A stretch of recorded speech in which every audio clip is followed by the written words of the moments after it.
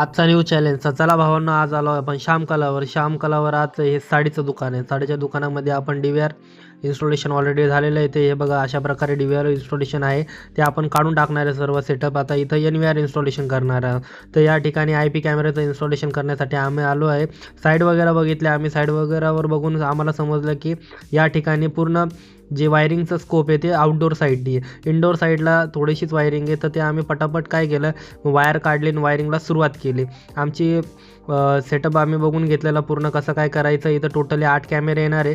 तर या 8 कॅमेऱ्यासाठी आम्ही वायरिंगला सुरुवात केली. मग पटकन आम्ही वायर काढली आणि वायरिंगला सुरुवात केल्यानंतर माझी सुरुवातीला 32 पैकी 2 दात कमी होणार होते, पण ते वाचले.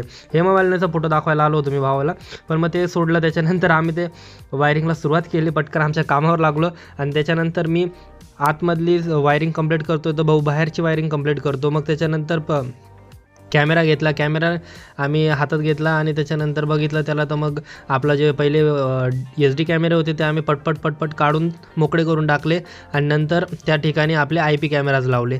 IP कॅमेऱ्याला मस्तपैकी त्याला फिट वगैरे करून घेतलं. अशा प्रकारे आम्ही IP कॅमेऱ्याचं इन्स्टॉलेशन इथं केलेलं. आणि मग त्याच्यानंतर भाऊ आमचे बसले. आता इंडोर साईडला तर PVC बॉक्सवर आम्ही कॅमेरा माउंट करणार आहे. त्यासाठी भाऊनी मस्तपैकी PVC बॉक्स खोलले आणि त्याच्यावर पटापट 4-5 कॅमेरे माउंट केले.